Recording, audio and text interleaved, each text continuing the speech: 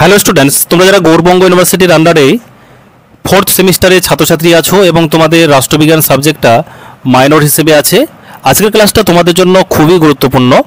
আজকের ক্লাসে আলোচনা করব তোমাদের রাষ্ট্রবিজ্ঞান সাবজেক্টের মডিউল 1 থেকে ইম্পর্টেন্ট অর্থাৎ 15 মার্কের প্রশ্নোত্তর নিয়ে আলোচনা করব। তোমাদের পরীক্ষায় 15 মার্কের প্রশ্ন তোমাদের দুটি থাকবে, 15 দুগুণা 30, আর তোমাদের 5 4 20, মানে তোমাদের থাকবে 5 মার্কের 4টি প্রশ্ন।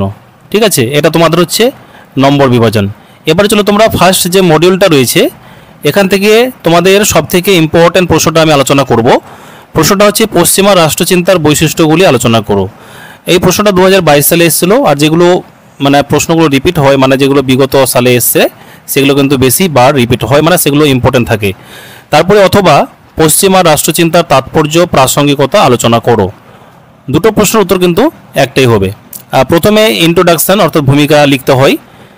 ভূমিকাটা হচ্ছে পশ্চিমা রাষ্ট্রচিন্তা বলতে সেই সমস্ত রাজনৈতিক দার্শনিক চিন্তাধারাকে বোঝানো হয় যা গ্রিক সভ্যতা থেকে শুরু করে আধুনিক ইউরোপ পর্যন্ত বিস্তৃত। এর মধ্যে রয়েছে রাষ্ট্র, আইন, ন্যায় বিচার, অধিকার, স্বাধীনতা, সামাজিক চুক্তি ইত্যাদির মৌলিক ধারণা। পশ্চিমা রাষ্ট্রচিন্তা আধুনিক গণতন্ত্র, মানবাধিকার এবং আইন শাসনের ভিত্তি স্থাপন করেছে।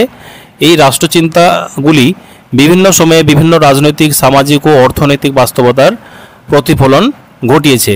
তারপরে এখানে বৈশিষ্ট্যগুলো কিন্তু এখানে লিখতে হবে। পশ্চিমা রাষ্ট্রচিন্তার বৈশিষ্ট্য, ফার্স্ট, যুক্তিবাদ ও বুদ্ধিবাদের প্রাধান্য।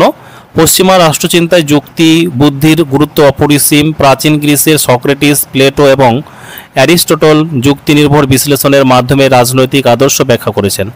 মধ্যযুগ এবং আধুনিক যুগেও যুক্তিবাদের ধারায় বজায় থেকেছে। 2, স্বাধীনতা ও ব্যক্তি স্বাতন্ত্র্যের উপর জোর। এখানে পশ্চিমা রাষ্ট্রচিন্তা ব্যক্তির অধিকার ও স্বাধীনতার গুরুত্ব বিশেষভাবে তুলে ধরে। জন লক, মিল ইত্যাদির চিন্তায় দেখা যায় ব্যক্তি স্বাধীনতা ও মৌলিক অধিকারের প্রতি গভীর শ্রদ্ধা। 3, রাজনৈতিক প্রতিষ্ঠান ও আইনের ভূমিকা। পশ্চিমা চিন্তকরা রাষ্ট্রকে একটি প্রতিষ্ঠান হিসেবে দেখেছেন যা আইনের মাধ্যমে নিয়ন্ত্রিত হয়। রুল অফ ল বা আইন শাসনের ধারণা পশ্চিমা রাষ্ট্রচিন্তার একটি গুরুত্বপূর্ণ বৈশিষ্ট্য। 4, রাষ্ট্র ও নাগরিকের সম্পর্কের ব্যাখ্যা। হবস, জন রুসোর মতো চিন্তকরা সামাজিক চুক্তির সোশ্যাল কন্ট্রাক্ট ধারণার মাধ্যমে ব্যাখ্যা করেছেন কিভাবে নাগরিক ও রাষ্ট্রের সম্পর্ক গড়ে ওঠা যায়। 5, ন্যায় বিচার ও নৈতিকতার গুরুত্ব। এখানে বলা হচ্ছে পশ্চিমা রাষ্ট্রচিন্তায় ন্যায় বিচার, জাস্টিস এবং নৈতিক মূল্যবোধ ইথিক্স অত্যন্ত গুরুত্বপূর্ণ। প্লেটো তার থিওরি অফ জাস্টিস ন্যায় বিচারকে একটি আদর্শ রাষ্ট্রের ভিত্তি মনে করেছেন। 6, রাষ্ট্রের ক্ষমতা ও কর্তৃত্বের উৎস নিয়ে বিশ্লেষণ। পশ্চিমা চিন্তকরা ব্যাখ্যা করেছেন যে রাষ্ট্রের ক্ষমতা জনগণ থেকে উৎসারিত যেটাকে বলা হয় বা কোনো প্রাকৃতিক আইনের মাধ্যমে প্রতিষ্ঠিত লক হতে পারে। শাসকের কৃতিত্বের বৈধতা নির্ভর করে জনগণের সম্মতির উপরে। তারপরে যে 7 নম্বর পয়েন্টটা রয়েছে, ধর্ম এবং রাজনীতির সম্পর্ক। প্রাথমিক পর্যায়ে ধর্ম ও রাজনীতির মধ্যে ঘনিষ্ঠ সম্পর্ক থাকলেও আধুনিক পশ্চিমা রাষ্ট্রচিন্তায় ধর্মনিরপেক্ষতার সেকুলারিজম গুরুত্ব বৃদ্ধি পেয়েছে। অগাস্টিন এবং অ্যাকুইনাস ধর্মের ভূমিকা বিশ্লেষণ করেছেন, আর পরবর্তী চিন্তকরা ধর্মকে রাষ্ট্র থেকে আলাদা রাখতে চেয়েছেন। 8, উন্নয়নশীল রাজনৈতিক দর্শন। এই পয়েন্টটা তোমরা দেখো। এখানে পশ্চিমা রাষ্ট্রচিন্তা কখনো এক জায়গায় স্থির থাকেনি, তা যুগ যুগ ধরে সময় ও প্রয়োজনের সঙ্গে সঙ্গে বিতর্কিত হয়েছে। প্রাচীন যুগে রাজতন্ত্রবাদ থেকে শুরু করে আধুনিক গণতন্ত্র, সমাজতন্ত্র ও নারীবাদী চিন্তা পর্যন্ত এই বিবর্তন লক্ষণীয়। ব্যক্তিগত সম্পত্তির গুরুত্ব।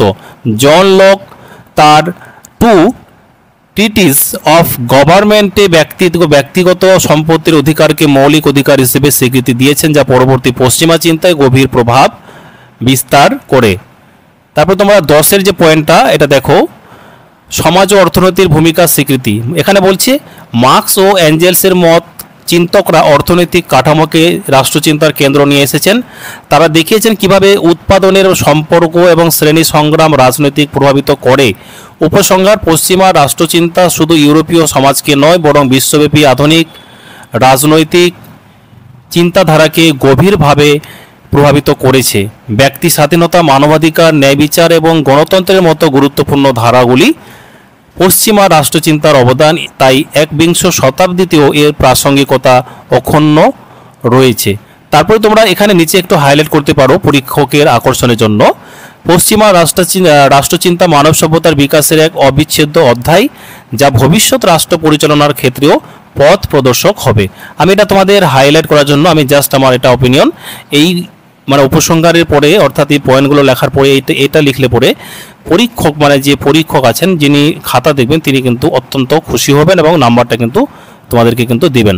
আর একটা বিষয়, তোমরা যারা অনলাইন ক্লাসে বা তোমরা যারা স্টাডি মেটেরিয়াল পারচেস করতে চাইছো, এই যে স্ক্রিনে দেওয়া নম্বরটি দেখতে পাচ্ছ, এই নম্বরে তোমাদের রাষ্ট্রবিজ্ঞান মাইনর 4th সেমিস্টারের স্টাডি মেটেরিয়াল তৈরি করা হয়েছে। তোমরা প্রয়োজন অনুযায়ী তোমরা সংগ্রহ করতে পারো।